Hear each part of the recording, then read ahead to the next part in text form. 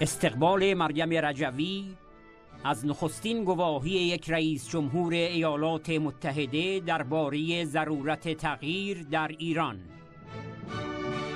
به رسمیت شناختن شورای ملی مقاومت ایران به عنوان تنها جایگزین دموکراتیک برای دیکتاتوری مذهبی و تروریستی، لازمه پایان و جبران سیاست فاجعه بار پیشین آمریکا برای مردم ایران. پرزیدنت ترامپ در سخنان خود در مجمع عمومی ملل متحد درباره مردم ایران و فاشیسم دینی حاکم به درستی گواهی داد مردم ایران بیش از هر کس قربانی این رژیم بوده و از آن رنج میبرند و همه جهان میفهمند که مردم خوب ایران خواستار تغییر هستند. رئیس جمهور ایالات متحده تصریح کرد سرمایه‌های مردم ایران برای بقای دیکتاتوری بشار اسد و سوخت یمن و حزب الله صرف می شود و دیکتاتوری فاسد حاکم که صادراتش خشونت، خونریزی و بحران است، بیش از هر چیز از مردم ایران می ترسد. خانم مریم رجوی رئیس جمهور برگزیده مقاومت ایران با استقبال از اظهارات پرزیدنت ترامپ به عنوان نخستین گواهی یک رئیس جمهور ایالات متحده در 38 سال گذشته درباره ضرورت تغییر فاشیسم دینی توسط مردم ایران که 36 سال است از سوی مقاومت ایران اعلام شده است، گفت: به رسمیت شناختن شورای ملی مقاومت ایران به عنوان تنها جایگزین دموکراتیک برای دیکتاتوری مذهبی و تروریستی، لازمه پایان و جبران سیاست فاجعه بار دهه‌های گذشته آمریکا در قبال مردم ایران است که سوابق تاریخی آن به کودتا علیه دولت ملی و دموکراتیک دکتر محمد مصدق و حمایت از دیکتاتوری شاه برمیگردد. خانم رجوی با یادآوری نقض عهدهای دولت وقت آمریکا در قبال حفاظت از ساکنان اشرف و لیبرتی در عراق و هموار کردن راه سرکوب اپوزیسیون اصلی آخوندها با برچسب تروریستی، آن را مانند امتیازاتی که در برجام به آخوندها داده شده نمونه‌های خجالت‌آور دیگری از اقداماتی خواند که برای مردم ایران بهای بسیار سنگین و خونین داشته است. در سال 2003 پس از حکم شورای حکومتی عراق به اخراج و ضبط سلاح‌ها و اموال مجاهدین، واشنگتن پست در 10 دسامبر نوشت: این اقدام تعجب برانگیز ممکن است تعادل قوای منطقه را به سود رژیم ایران به هم بزند. در عمل چنین شد و عمر رژیم ولایت فقیه طولانی گردید. مقاومت ایران بر آن است که مواضع رئیس جمهور آمریکا بایستی با سلسله‌ای از اقدامات اجرایی جامه عمل بپوشد. 1.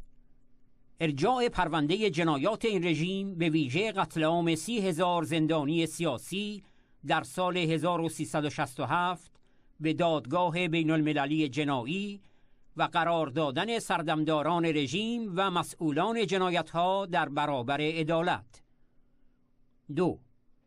خلع از رژیم آخوندی در منطقه و اخراج پاسداران و شبه نظامیان مزدور از عراق و سوریه و یمن و افغانستان و لبنان. 3. اعمال قطعنامه‌های پیشین شورای امنیت ملل متحد درباره پروژه تسلیحات اتمی رژیم ملایان و ممنوعیت غنیسازی همراه با بازرسی آزادانه و بی قید و شرط از مراکز نظامی و غیر نظامی رژیم. 4.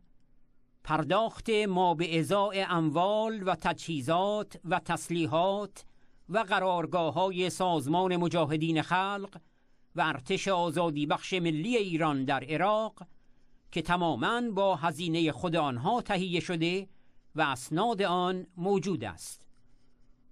دبیرخانه شورای ملی مقاومت ایران 28 شهریور 1396.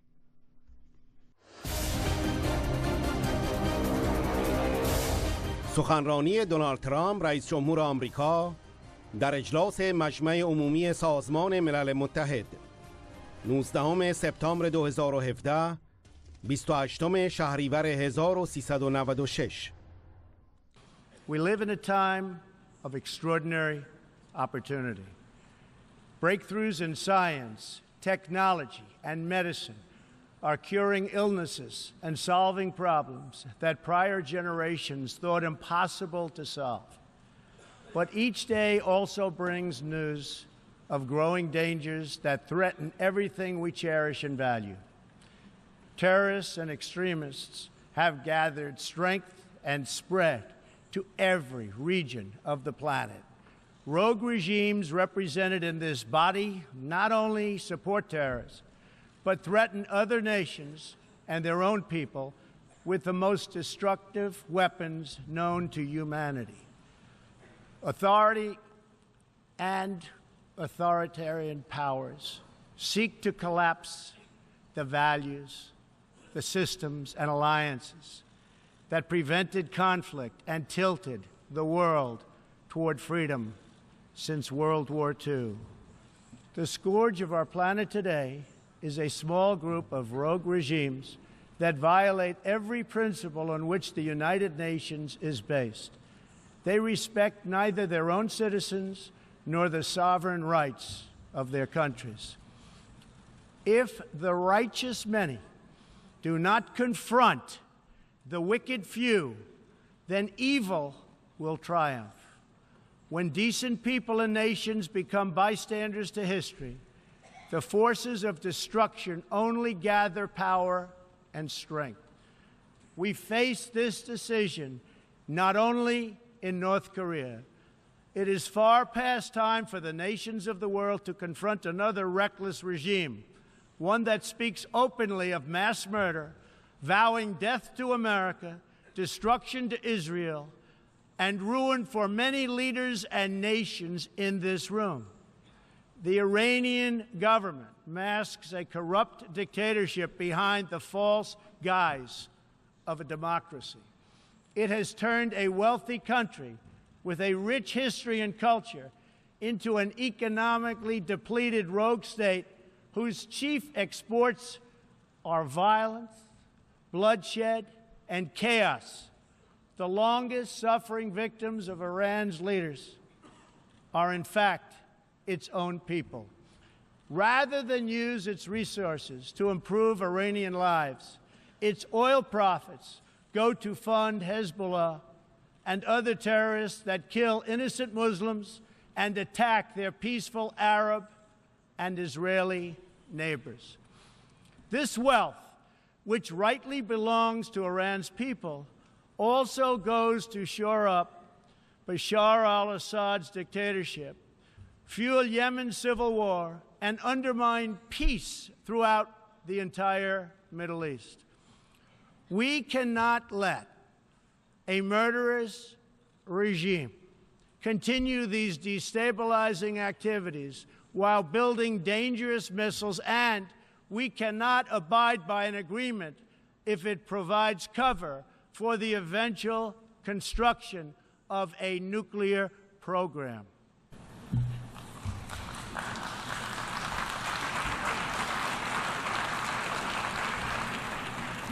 The Iran deal was one of the worst and most one-sided transactions the United States has ever entered into. Frankly, that deal is an embarrassment to the United States, and I don't think you've heard the last of it, believe me. It is time for the entire world to join us in demanding that Iran's government end its pursuit of death and destruction. It is time for the regime to free all Americans and citizens of other nations that they have unjustly detained. And above all, Iran's government must stop supporting terrorists and respect the sovereign rights of its neighbors. The entire world understands that the good people of Iran want change. And other than the vast military power of the United States, that Iran's people are what their leaders fear the most.